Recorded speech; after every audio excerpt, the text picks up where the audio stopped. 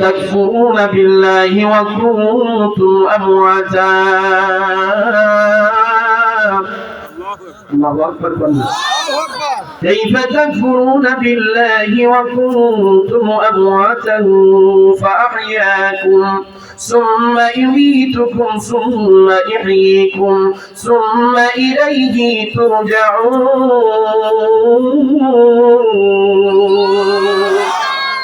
আল্লাহ তাআলা বলেন দুনিয়ার মানুষে কেমন করে তুমি রবের নাফরমানি করো অথুম আমওয়াতা অথচ তুমি ছিলা মৃত আমরা সবাই কি ছিলাম মৃত আমাদের 100 বছর পূর্বে এই মানুষগুলোর কোনো অস্তিত্ব ছিল না আমরা সবাই ছিলাম মৃত আমরা দুনিয়াতে আমাদের কোনো নাম ছিল না কোনো গন্ধ ছিল না আল্লাহ তাআলা বলে বান্দারে আমি আল্লাহ তোমাকে অকুনতুম আমওয়াতা তুমি তো ছিলা মৃত ফাহিয়াকুম আমি আল্লাহ তোমাকে জীবন দিয়েছি জোরে একটু বলেন তো আমাদের জীবন দিয়েছে কে আর একটু আওয়াজ দিয়ে বলেন আমাদের জীবন দিয়েছে কে আল্লাহ রাব্বুল আলামিন সূরাতুল মুলকের 2 নম্বর আয়াতের ভিতরে বলেন আল্লাযী খালাকাল মাউতা ওয়াল হায়াতা লিয়াবলুয়াকুম আইয়ুকুম আহসানু আমালা ওয়া হুয়াল আজিজুল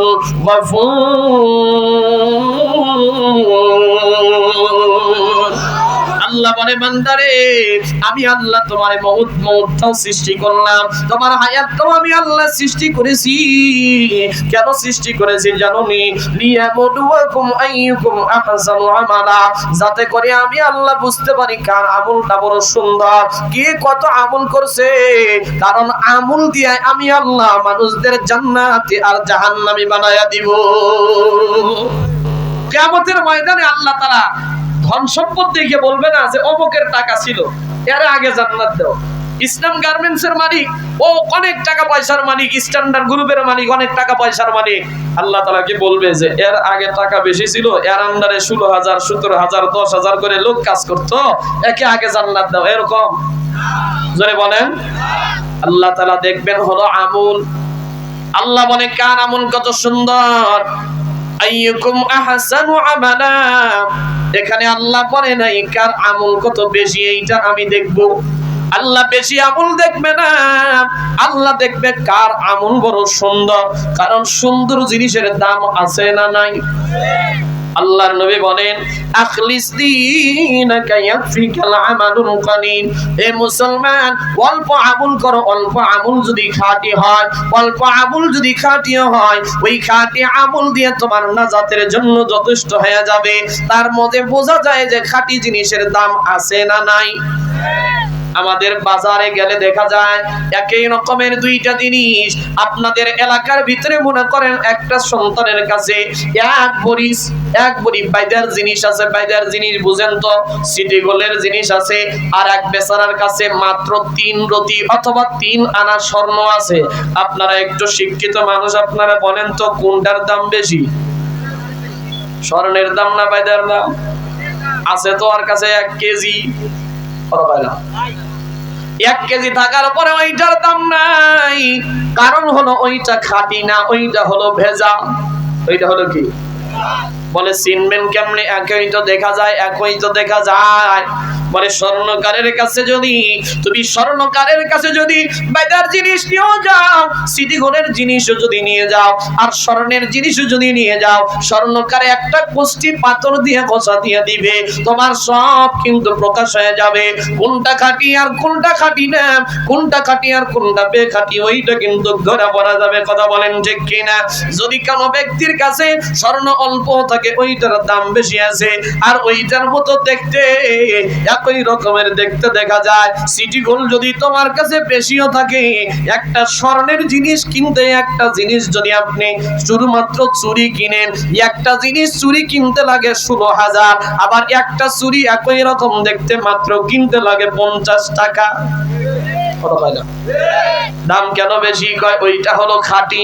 তেমনি ভাবে আল্লাহ রাব্বুল আলামিন বলেন, এ দুনিয়ার মানুষ, তোমার খাঁটি আমলগুলো আমি আল্লাহ কবুল করব। কাল কিয়ামতের ময়দানে অনেক মানুষ আল্লাহ তাআলার সামনে দাঁড়ায়া যাবে, অনেক নেকি নিয়ে দাঁড়াবে, অনেক মানুষ নামাজ নিয়ে দাঁড়াবে, অনেক মানুষ হজ নিয়ে দাঁড়াবে, অগণিত হজ, অগণিত নামাজ, অগণিত হজ, অগণিত দান, কিন্তু আল্লাহ তাআলা অনেক মানুষের নামাজগুলো 4 ভাগের 3 ভাগগুলো তার মুখের উপরে নিক্ষেপ করে দিবে, 1 ভাগ মাত্র কবুল করবে, আর বাকি অংশটুকু তার মুখের উপরে নিক্ষেপ করে দেবে। বলে কেন?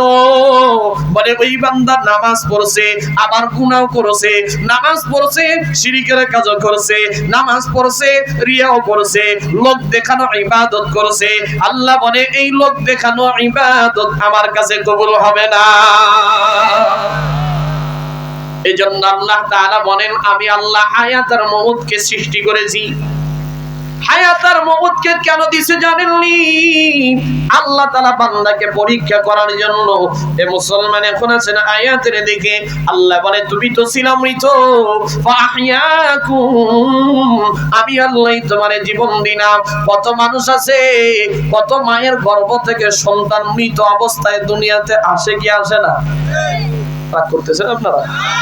কত মানুষের সন্তান দুনিয়াতে আসে মরা অবস্থায়, কত মানুষের সন্তান আছে মাত্র 3 মাস 4 মাস 5 মাস বয়সে দুনিয়া থেকে বিদায় হয়ে যায়, কত মানুষের সন্তান 1 বছর পরে দুনিয়া থেকে বিদায় হয়ে যায়।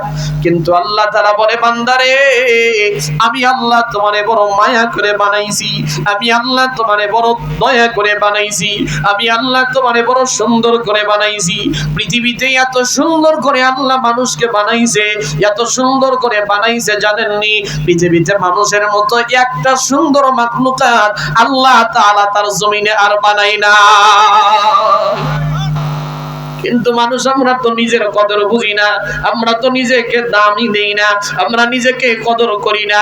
কিন্তু আল্লাহ তাআলা বলে, মানুষ রে তুমি কি একটাবার ভেবে দেখেছো আমি আল্লাহ তোমারে কত দয়া করে কত সুন্দর করে বানাইছি? আল্লাহ তাআলা সূরাতুত তিনের ভিতরে কসম খায়া খায়া বলছেন, ওয়াত-তিন ওয়াজ-যাইতুন ওয়া তুরি সিনিনা ওয়া হাযাল বালাদিল আমিন। আল্লাহ একে একে 5টা এই আয়াতের ভিতরে কসম খাইছেন। ওয়াত-তিন, তিনের কসম, ওয়াজ-যাইতুন, যাইতুন ফলের কসম, ওয়া তুরি সিনিন, তুর পর্বতের কসম, সিনাই পর্বতের কসম, ওয়া হাযাল বালাদিল আমিন, নিরাপদ শহর মক্কা নগরীর কসম খায়া খায়া আল্লাহ বলছেন, লাকাদ খালাকনাল ইনসানা ফি আহসানি তাকওয়িম।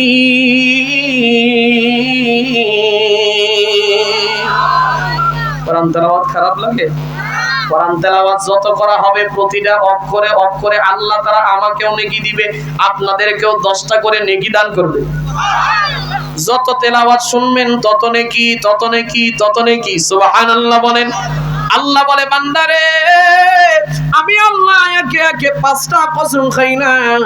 কসম খাই আল্লাহ তাআলা বলতেছেন, অবশ্যই অবশ্যই লাকাদ খালাকনাল ইনসান, অবশ্যই আমি আল্লাহ তাআলা মানুষ জাতিদেরকে সবচাইতে সুন্দর অবয়ব দিয়া বানাইছি। সুবহানাল্লাহ, আসতে পারেন? কি দিয়া বানাইছে? সুন্দর অবয়ব দিয়ে বানাইছে। পৃথিবীতে একটা মানুষের চেহারার সাথে আরেকটা মানুষের চেহারার কোনো মিল, একটা মানুষের আই টেস্টের সাথে আরেকটা মানুষের আই টেস্টের কোনো মিল নাই, একটা মানুষের ফিঙ্গারপ্রিন্টের সাথে আরেকটা মানুষের ফিঙ্গারপ্রিন্টের কোনো মিল নাই। আল্লাহ তাআলা এত নিপুণ করে মানুষ জাতিরে বানাইলো। কেন আল্লাহ তাআলা মানুষকে বানাইছে জানেননি? আল্লাহ বলে, মানুষ রে তুমি যদি একটু ডানে তাকাও, তুমি যদি একটু বামে তাকাও, তুমি সামনে তাকাও পিছনে তাকাও, তুমি যদি আমার নিয়ামত নিয়ে গবেষণা করো তুমি রবের পরিচয় পেয়ে যাবা। তুমি যদি নিজের বডি নিয়ে একটা বার চিন্তা করে মানুষ, তুমি ওই রবের পরিচয় পাওয়া যাবা। ওই রব তোমারে কত সুন্দর করে বানাইছে জানো নি? হর রঙ মে তো হর বু মে তো হর জানে তো হর দুম, হর রঙ মে তো হর বু মে তো হর জানে তো হর দুম, দেখতা হুঁ जिधर चाहता हूँ अब की रहम करो, देखता हूँ जिधर चाहता हूँ अब की रहम करो। আচ্ছা মানুষ বলো দেখি রাত্রি কেন কালো, চাঁদ সূর্য কথা হতে পাইল এত আলো, পশু পাখি কয় না কথা মানুষ কেন কয়, বলো বলো বলো এসব কেমন করে হয়, ফুলগুলি নানান রঙের কেমন করে হয়, পাতাগুলি সবুজ বটে ফুলের মতো নয়। কথা বলেন ঠিক কিনা? আচ্ছা মানুষ বাস করে ভাই এই দুনিয়ার রঙে, হাতের লেখা আর চেহারা মিলে না কারোর সঙ্গে, আর মিলে না কথার ধরন আঙ্গুলের টিপ, আর মিলে না কথার ধরন আঙ্গুলের টিপ। আল্লাহ তাআলা একজন আছে প্রমাণ হলো ঠিক।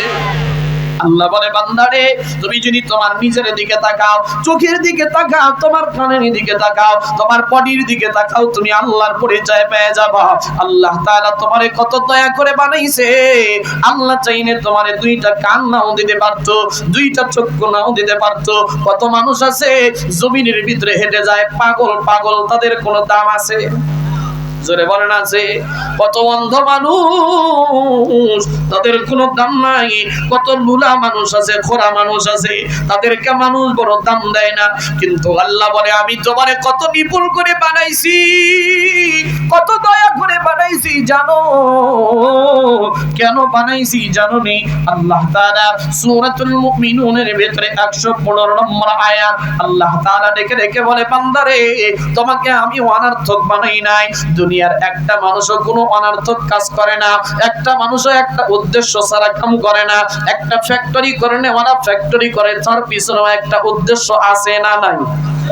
একটা গার্মেন্টসে একটা মানুষ চাকরি করে, এটার পিছনে একটা উদ্দেশ্য আছে না নাই? একটা জমিতে একটা মানুষ কাজ করে, কৃষি কাজ করে, এইটা সেইটার পিছনে একটা উদ্দেশ্য আছে না নাই?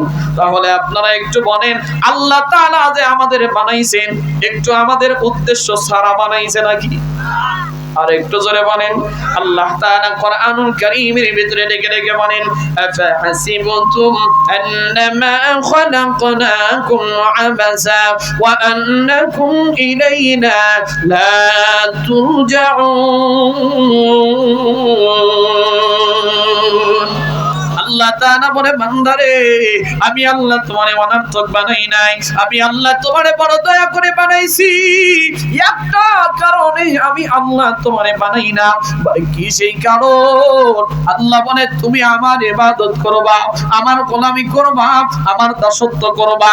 আল্লাহ তাআলা সূরাতুজ জারিয়াত আয়াত নম্বর 56 আল্লাহ তাআলা এই আয়াতে কারীমের ভিতরে ডেকে ডেকে বলেন ওয়া মা খালাকাতুল জিন্না ওয়াল ইনসা ইল্লা লিয়াবুদুন।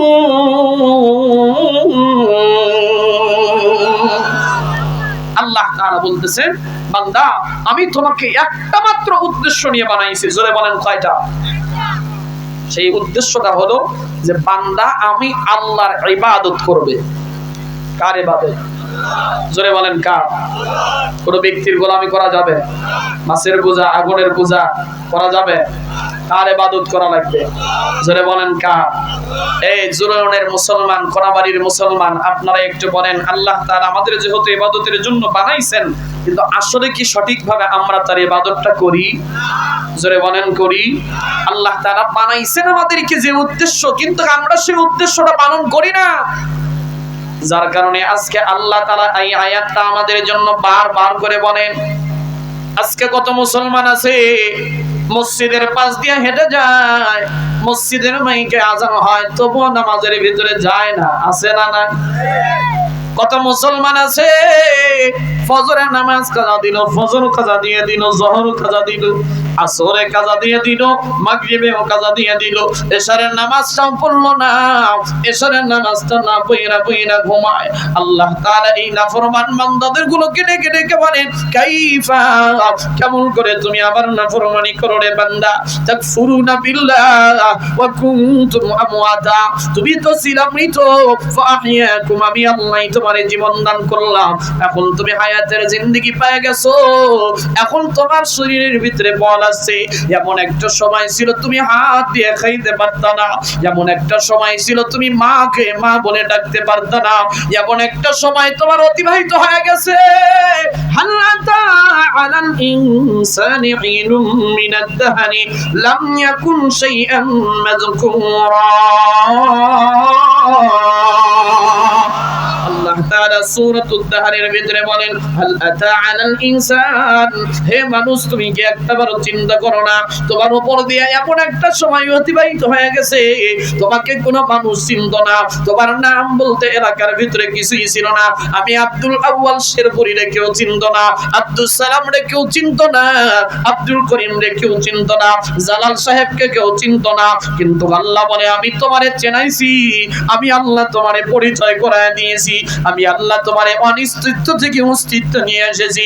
কিন্তু বান্দা আজকে তুমি নাফরমানি করো, আজকে তুমি দুনিয়ার বাহাদুরি করো, আজকে টাকার গরম দেখাও, আজকে ক্ষমতার গরম দেখাও, আছে না নাই? কত মানুষ আছে টাকার গরম দেখায়, ক্ষমতার গরম দেখায়, কয় মই কি হলো রে, ভাবি আলাদা, আছে না নাই? কিন্তু আল্লাহ বলে বান্দারে গরম দেখায় না, অহংকার করিও না, ওয়ালা তামশি ফিল আরদি মারহা, তুমি জমিনের ভিতরে অহংকার করিয়া চলিও না। তোমার মতো অহংকার জমিনের ভিতরে কত ফেরাউন, নমরুদ, কামান, কারুন, হামান, সাদ্দাতরা করেছে, তারা কিন্তু দুনিয়াতে টিকতে পারে নাই, তোমাকেও কিন্তু এই দুনিয়াতে থাকার জায়গা দেওয়া হবে না। এমন একটা সময় চলে আসবে রে মুসলমান, তোমাকে এই দুনিয়া থেকে বিদায় নিয়ে চলে যাওয়া লাগবে। যেমন একটা সময় আসবে এই দুনিয়ার জিন্দেগি শেষ করে তোমাকে মৃত্যুবরণ করে দুনিয়া থেকে বিদায় নিয়ে যাওয়া লাগবে কি লাগবে না? জোরে বলেন লাগবে কি লাগবে না? আল্লাহ তাআলা সূরাতুল আনকাবুতের 57 নম্বর আয়াতের ভিতরে সুন্দর করে ডেকে বলেছেন, কুল্লু নাফসিন যায়িকাতুল মাউত সুম্মা ইলাইনা তুরজাউন।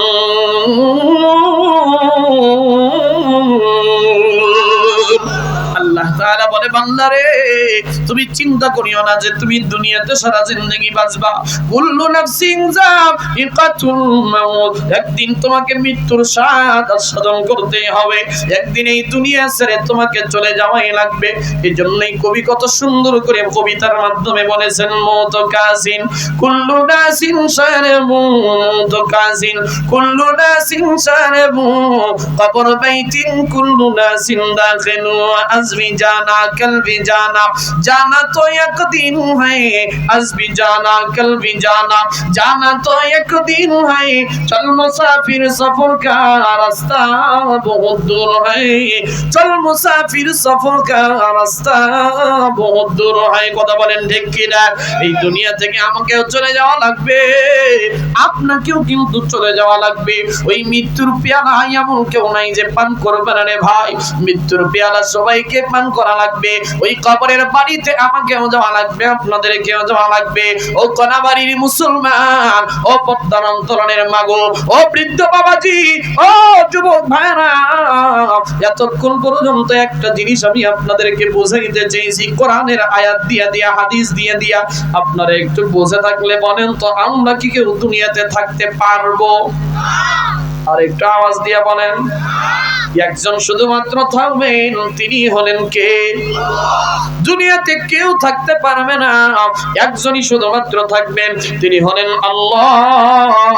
আল্লাহ তাআলা সূরাতুর রহমানের ভিতরে ডেকে ডেকে বলেছেন, কুল্লু মান আলাইহা ফান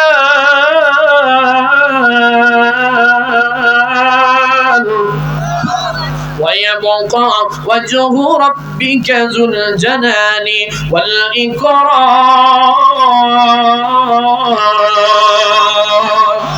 पहाड़े पर जाएगी ज़मीं पर ज़लज़ला होगा पहाड़े पर जाएगी ज़मीं पर ज़लज़ला होगा मोहम्मद तख्त पर होगी अदालत पर खुदा होगा मोहम्मद तख्त पर होगी अदालत पर खुदा होगा ये दुनिया किसी रবে না রে ভাই এই দুনিয়া সব ধ্বংস হয়ে যাবে আমিও থাকতে পারবো না আপনারাও থাকতে পারবেন না এই দুনিয়াতে কত কোটি কোটি টাকার মালিকরা ছিল কত কোটি কোটি টাকার মালিকরা ছিল কত দামি দামি গাড়িতে চড়ত তারাও কিন্তু আজকে কবরের বাসিন্দা হয়ে গেছে তারাও কিন্তু আজকে দুনিয়া থেকে বিদায় নিয়ে চলে গেছে এই দুনিয়ার সব মানুষগুলো ধ্বংস হয়ে যাবে আল্লাহ তাআলা এই দুনিয়াটাকে ধ্বংস করে দিয়ে কিয়ামত যেদিন ঘটায় দেবে আল্লাহ 30 কোটি দেবতার পূজা করে তাদের দেবতা কত 33 কোটি তারা অগণিত পূজা করে আমি কোন ধর্মের বিরুদ্ধে বলতেছি না বোঝানোর জন্য বলতেছি ইহুদি জাতি যারা আছে ইহুদি জাতিরা দ্বিত্ববাদে বিশ্বাস মানে দুই খোদায় তারা বিশ্বাস করে তারা বলে আল্লাহ একজন আছে উযাইর আলাইহিস সালাম হলো আল্লাহর সন্তান নাউজুবিল্লাহ বলেন খ্রিস্টান যারা আছে যারা ঈসাই তারা দ্বিত্ববাদে বিশ্বাস করে তারা বলে আমাদের হলো তিন খোদা নাউজুবিল্লাহ বলেন তারা বলে কয় খোদা তিন খোদা এক নম্বর তারা আল্লাহকে মানে দুই নম্বর তারা বলে হযরত মরিয়ম আলাইহিস সালাম আল্লাহর স্ত্রী নাউজুবিল্লাহ মিন যালিক তিন নম্বর বলে যে ঈসা আলাইহিস সালাম হলো আল্লাহর সন্তান নাউজুবিল্লাহ বলেন তাদেরকে বলা হয় তারা হলো ত্রিনলিটি তৃতীয়বাদে বিশ্বাস তাহলে আমরা বুঝলাম এ যাবত পর্যন্ত তিনটা দল পাইলাম একটা দল 33 কোটি দেবতাকে মানে একটা দল দুইজন দেবতা দুইজন রব মানে আরেকজন দল আছে আরেকটা দল আছে তারা তিন খোদায় বিশ্বাস করে আরেকটা প্রকার আছে যারা তিন খোদা মানে না দুই খোদা মানে না 33 কোটি মানে না এক আল্লাহকে মানে তাদের নাম কি সবাই বলেন তাদের নাম কি তাদের নাম হলো মুসলমান ধর্মের নামটা হলো ইসলাম এখানে আমরা যারা আছি তারা সবাই কালিমা পড়ছি কি বলি নাই কিয়ামতের ময়দানে আল্লাহ রাব্বুল আলামিন মানুষদেরকে দুই ভাগে বিভক্ত করবেন কয় ভাগে বলেন দুই ভাগে একটু বোঝানোর জন্য ভূমিকা টানতেছি আগে বুঝেন কথাগুলো দুই ভাগে বিভক্ত করবেন এক ভাগ হবে ডানপন্থী আরেক ভাগ হবে বামপন্থী যেটা আল্লাহ রাব্বুল আলামিন সূরাতুল ওয়াকিয়ার ভিতরে বলেছেন যে আসহাবুল ইয়ামিন আল্লাহ তাআলা বলেন একটা হবে ডানপন্থী ওয়া আসহাবুশ শিমাল আরেকটা হবে বামপন্থী কিন্তু এই ডানপন্থী আর বামপন্থী যারা বামপন্থী হবে তারা হবে ইহুদি নাসারা কাফের বেদুইন হিন্দু বৌদ্ধ খ্রিস্টান সহ যা আছে এক কথায় যারা আল্লাহকে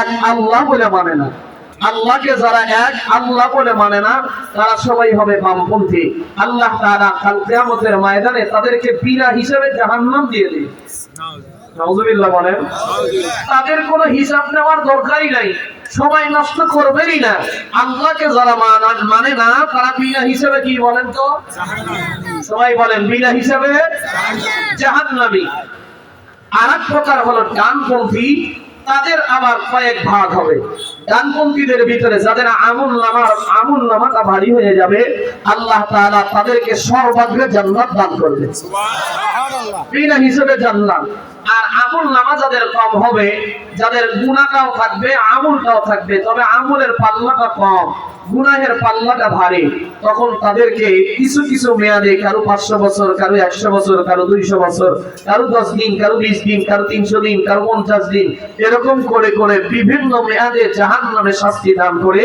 তাদেরকে আল্লাহ তাআলা সর্বশেষে জান্নাত দান করবে সুবহানাল্লাহ কিন্তু যারা কালিমা ওয়ালা যারা আল্লাহকে আল্লাহ বলে একবার মানছে আল্লাহকে আল্লাহ বলে মানছে তারা একদিন না একদিন আল্লাহর জান্নাতে যাবেই যাবে সুবহানাল্লাহ আমরা যারা এখানে কালিমা পড়ছি আমরা জান্নাতি হব না জাহান্নামী জান্নাতি সবাই বলেন জান্নাতি না জাহান্নামী আমরা সবাই জান্নাতে তবে আপনারা আগে জান্নাতে যেতে চান না পিছে আগে জান্নাতে আমরা সবাই যেতে চাই তাহলে আগে যদি জান্নাতে যেতে চান আগে জান্নাতে যাওয়ার জন্য কিছু কাজ করা লাগবে নাকি এমনি এমনি যাবেন?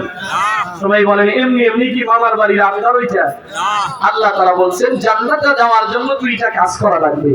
এক নাম্বার কাজ হলো ইন্নাল্লাযীনা আমানু, নিশ্চয়ই এক নাম্বার কাজ হলো যারা ঈমান আনবে।